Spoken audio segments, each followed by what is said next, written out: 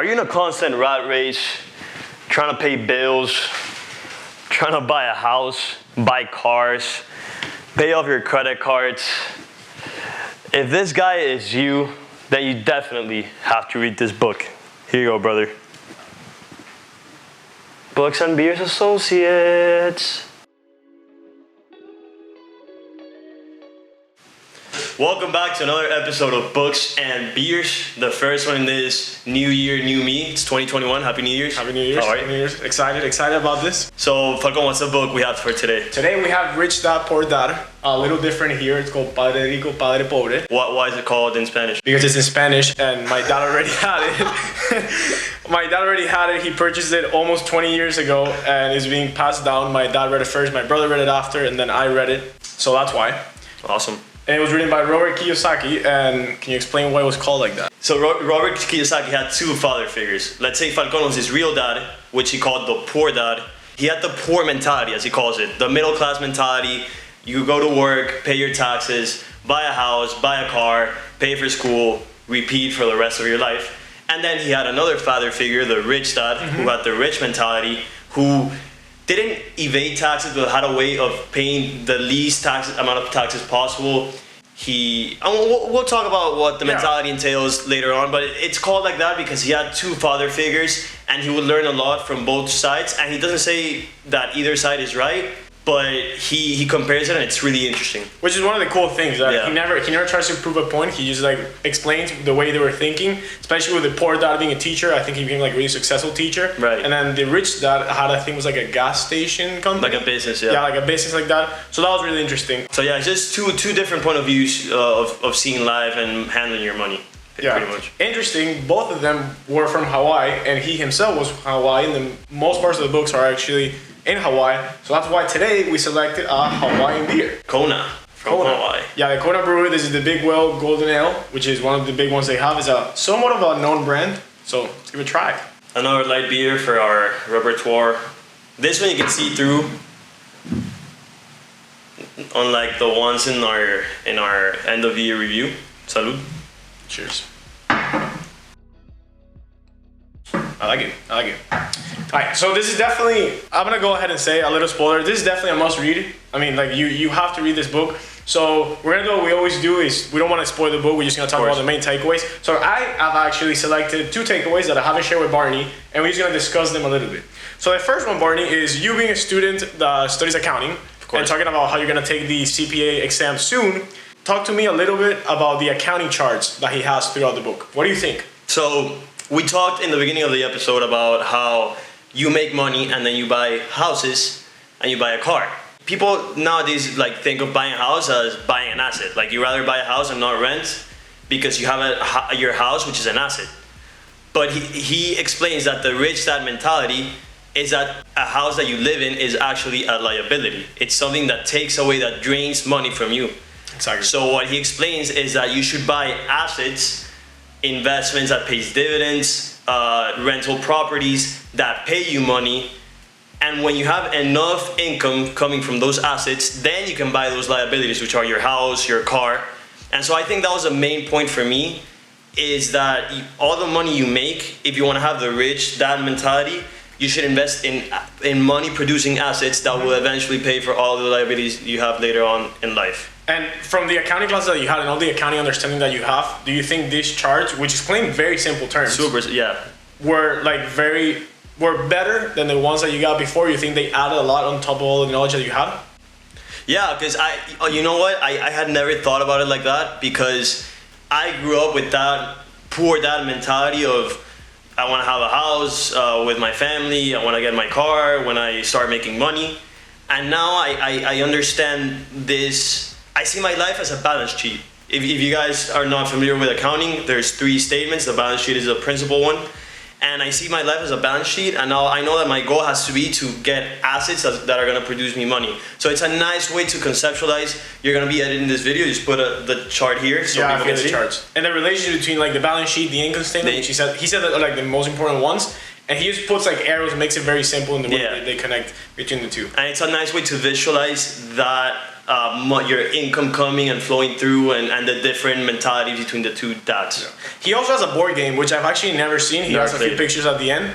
But in that board game, he talks about a really important term, so important I'm going to try to search for the definition and put it here, but it's called the rat race. Yeah. And that's actually the second takeaway that I wanted to talk about. Okay. So I've seen a lot of beers, and the idea of a rat race is when you kind of grow up with a poor dad mentality, when you take that into your everyday life, you get into this idea that you're going to make an income, and that income is going to be perfect for you to pay your rent, for you to pay your lease, for you to pay any insurance, and that's going to be it. And then every single time you want to do something outside of that, outside of your daily life, you want to make a trip, you want to buy something extra, you're going to have to take out debt and then work for that debt. Or so credit card debt. Exactly. So it's just a forever going rat race. Yeah.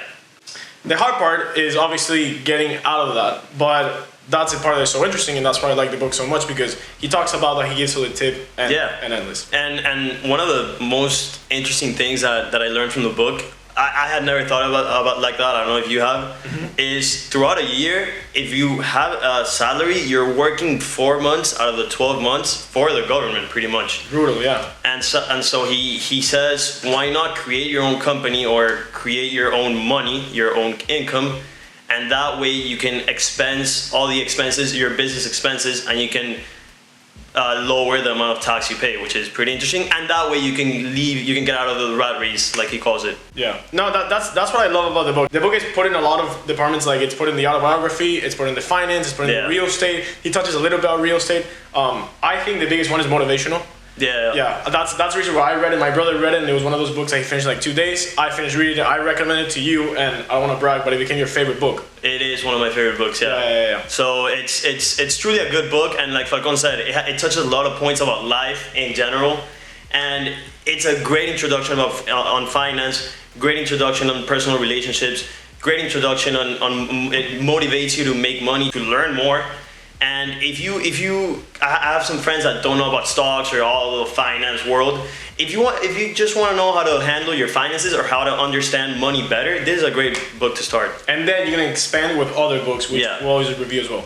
What was your biggest takeaway, if we haven't mentioned it yet? My biggest takeaway, which we have mentioned, is that hopefully, like obviously life takes unexpected turns, and you never know what's gonna happen, but my goal as I grow older, and hopefully we can document it through this channel, is that I want to have money producing assets that are going to pay for my liabilities. So let's say I want to buy a car. An expensive car. Let's say I want to buy a Porsche or whatever. I'm going to make sure that I have rental properties, that I have dividends paying stocks, that I have money producing me more money so that I can pay for these assets. For these liabilities, sorry. Yeah, that's definitely my biggest takeaway. However, I'm going to share two that are not the biggest ones, but things that we talked about that are super simple. One of them is, he says, if you ever want to buy a house in a certain rental community or a certain area of the city, you should run through that area. So he's going junk there. I thought that was super cool. And then Falcon Run, yes. Follow my Instagram. And then the other one was the golden rule, which I've heard a lot, that says whoever has the gold makes the rules. Super simple. Obviously, the one that Barney says is the most important one. I shared that as well. We talked about it like 2 days ago. But yeah, what do you think of the beer? First thoughts, it's kind of warm. Yes. It's kind of warm. I got here like 30 minutes ago. We didn't have time to put it in the fridge fast enough. It's kind of warm. We had to give it some leeway. Yeah. But if it was extremely cold, I think it's a nice beer, nice light beer. I think I'd give it a 3.8. Exactly. It's nothing special. Nothing special, but it's one that could have more than one, because it's a classic like light beer that we always do here. So I said it was a must read. Do you agree with that? I definitely think it's a must read. As I mentioned, Falcon says it touches on a lot of topics, and whatever topic, whether it be tax, real estate, finance, personal life, interests you, you can dive deeper into those books. And he also has a whole collection of books that we haven't read, we might read in the future. So yeah, I think it's a must read. It's a nice base for your finances in life, I think. I look at it like that. Do you think you're gonna read it again soon? Yeah, I think we talked about it a couple times. I think this is a book that you have to read at least once per year. I think it's important because he touched on a lot of things. And I read this, I think it was one of my first books that I read. Before Intelligent Investor, before all these, I Will Teach You to Be Rich. And now that I've learned a lot more about like personal finance, I think I want to go back and read it again to see if I can take away something And a lot else. of points start connecting between the other books. Yeah. Which are the ones that you really start grasping on. As far as the rating, I think this is a 4. I can't give it a 4.6 because that's my favorite book. I'm gonna give it a 4.4. yes. Yeah, 4.4. 4.4. Yeah, 100% You agree with that? Yeah. Yeah? 4.4. Yeah, I like it. That's what I was thinking. Love it. So you guys have it. Our first review of the year and our first self-help book. Stay tuned for every single Wednesday because we're going to have other self-help books that we've carefully selected just for you guys. Just for you guys. So we also want to thank you. We reached 70 subscribers, like we told them. Thank you. Appreciate it. Thank you. We reached 73 actually, 72. I don't know. Subscribers. Keep it going. Let's reach 80 by the end of January, maybe. Yeah, I like that. Are you down? Are you down? Goal. Anyways, for the next 3 weeks, self-help books, and yeah, stay tuned for more. Like, subscribe, comment. Ciao.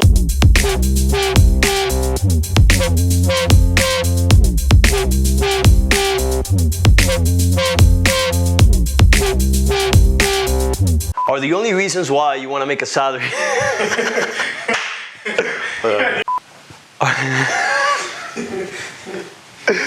Are the only reasons...